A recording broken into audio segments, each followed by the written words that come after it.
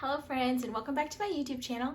I'm super glad that you decided to click on this video today, and if you're new, hi, my name is Olivia and I'm so very glad that you are here with me to discuss a really important series to my heart because it is actually the first fantasy series that I've ever read to completion. And I believe, if I'm not mistaken, it was the first ever fantasy book. Like the first book in the series was the first ever fantasy book that I ever read ever. So it's like really exciting. I'm super glad that I was able to finish this series. I have so much mixed emotions, so much I want to talk to you guys about, so much I want to tell you. My general thoughts, my overall rating, my individual rating of the books, and even one of my favorite quotes from one of the books. So without further ado, let's jump straight into the book review of the Ash Princess series.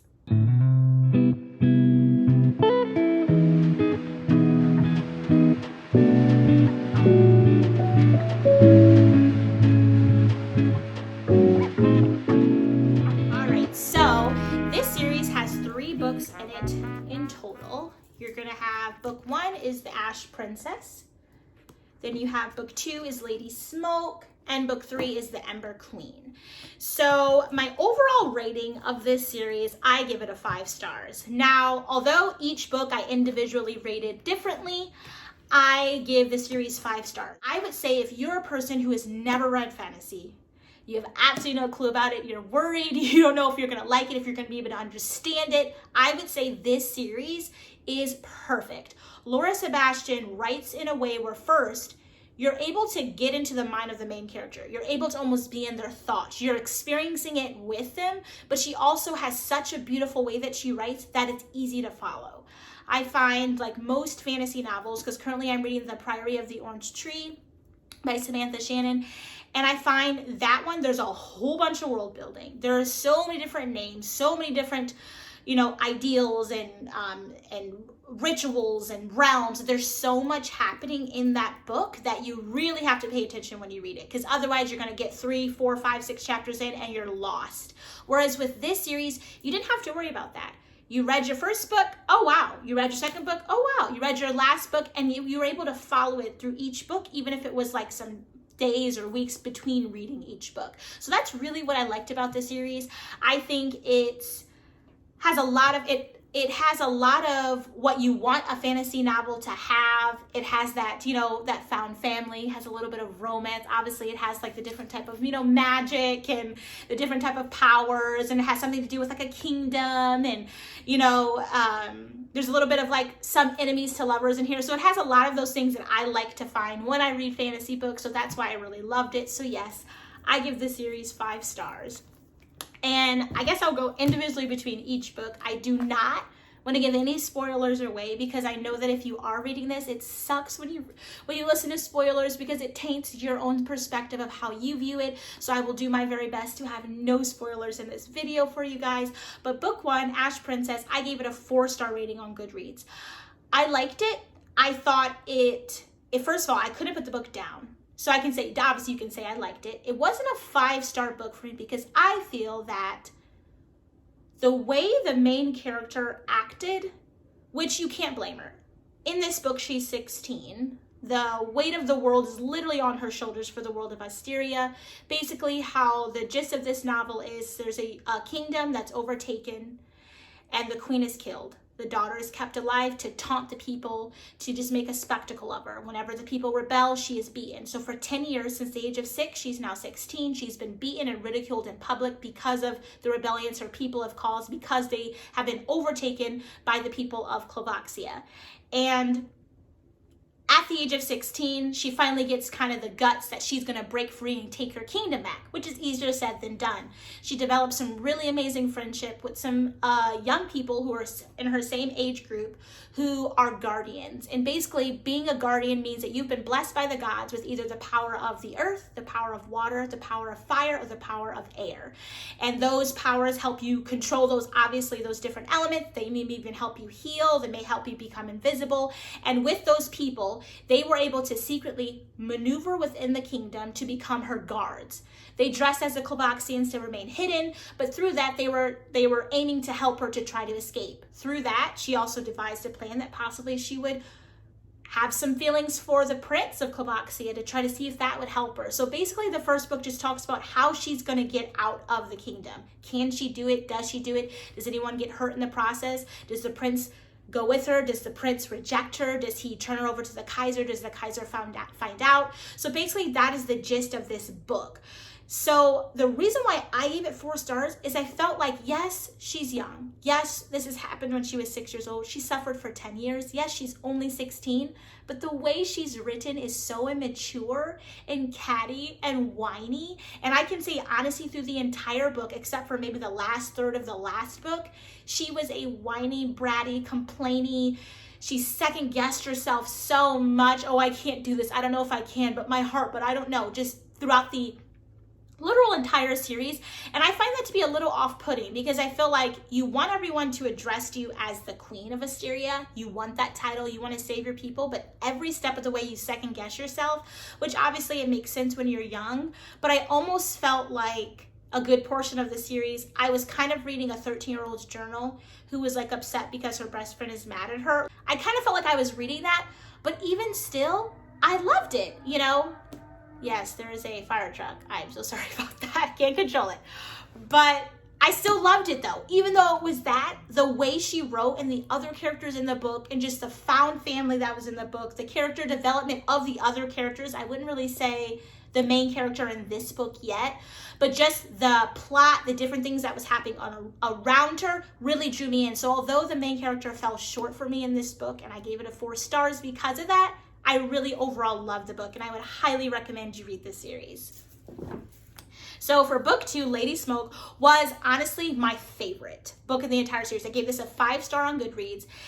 At this point in the book, obviously you can kind of assume through reading the first book, you know, she gets out. It's a lot that happens to get her out. You don't know who comes with her or whatnot, but when she gets out, she is seeking refuge in another land that is near Asteria. And she's going there to seek troops, the king's help.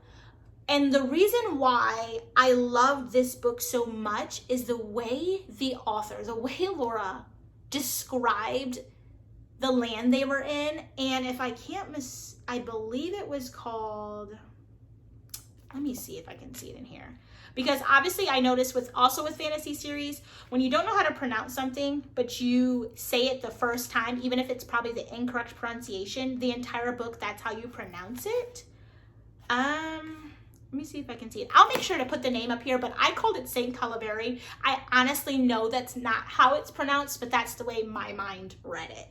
So they're in this land, but the way she writes about it, it's stunningly beautiful. It reminds me of like Greece or something, where there's just white buildings and crystal blue water. Obviously there's no water where they are, but it just gives you that vibe. It's very grand and luxurious and crystals and diamonds and stained glass windows. It's very grand and very gaudy. And I think I love the way she was able to first write a place in Asteria where the Cloboxians took over that area and show just how base and destitute and just sad and barren the land was from how it was originally in Asteria, to then be able to completely flip the script and give you a whole new view of the area that it's in and show you this world. And I just really appreciate that. Really, that's what drew me in entirely with this book, because again, the main character just fell short for me, but the other characters in this book, her guardians, the other people she meets along the way, they've developed into magnificent characters, people with character, people who've grown, and that's also what drew me in this book. So there's so much character development and world building, and just, it's beautiful. Her descriptions are lovely, and I absolutely love this book. I would hands down read this again, and I give it a 5 stars. So the very last book in the series is The Ember Queen, book number 3. And this book I also gave 5 stars. And the reason why I gave it 5 stars is because obviously the other characters, despite the main character, were absolutely amazing in this entire series. This is development they got through, just what it took, what each of them had to do in order to get to the end. Then obviously, as you can assume, yes, they were able to get Asteria back, but there were some severe casualties along the way, a lot of ups and downs. And I would say the last third of this book, that's when the main character, Theodosia, finally grew. And I saw her character development. I saw her grow into the queen that she was meant to be. I saw how she handled things with her people and just the way they were able to work to get the kingdom back. I just think it gave you just a sense of like, although you can be beaten down time and time again, you can rise to the occasion in the end. And that's really what I gathered from this book. So that's why I gave it a 5 out of 5 stars. But yeah, I think the only downfall I can say with the last book, which is the conclusion of the series, is that when we got to the end, the very last couple of pages, and I was reading it and I was so enthused and I was happy, it left you extremely ambiguous, because I felt like through this book, a lot of the things that the main character Theodosia said would give you an idea that, oh, possibly if they can get the kingdom back, she's gonna let us see that. Like the author is gonna let us see that. We're gonna be able to get like 2 years later, 6 months later, we're gonna be able to experience that. And I kind of felt like I needed that. I wanted more, and that's also another reason why I gave it 5 stars. And I wish I could have had more. I wish I could have known what was happening after they, got the land of Asteria back. I want to know how did each of the characters, grow after that. Was there anything else they had to work towards? But then it almost gave me the idea of having that ambiguity at the end of this book allows this series to just settle there. I think if she would have ended it and let us know, 2 years in the future of how things would have went, you would have gotten it, and then you would have put the book down, the series was over, you wouldn't have thought about it. But I think having that little hope of like, oh, maybe this happened, maybe that happened, it keeps you thinking, it keeps you wanting more. And I think that's a fantastic way an author can write, not in a way that you don't feel the book is complete, but you feel like, oh man, if there was just a little bit more, maybe she'll come out with a novella, maybe she'll come out with this, maybe there's going to be, the next series that builds off of this, it just gives you like a little bit of like hope and anticipation, and it gives you the ability to also think about what you think it is. And I think I like that. So yeah, I would say this series, I give out a 5 out of 5 stars. Yes, the main character fell short for me, unfortunately, and maybe there are some who appreciated her a little bit more than I do, but overall, this was a really great fantasy series, and I recommend it to you guys if you have never read a fantasy series, or if you have and they're a little bit hard to follow. They're, it's a lot of characters, a lot of different worlds, a lot of different things. This is a really easy read, really easy series. And I'm super glad that I was able to have it as the first ever series that I have ever read in fantasy. So that's also super exciting. And yeah, I'm really glad that you guys clicked on this video and wanted to join me in reviewing the Ash Princess series. So before I close, I want to make sure that I read to you guys I would say one of my favorite quotes, not the best, but one of my favorite quotes within this series. And it was in book 1, The Ash Princess. "The hope inside me is not smothered yet. It is dying, yes, with only a few embers left, but I've seen fires rekindled with less." And I can say that completely just embodies the entire series.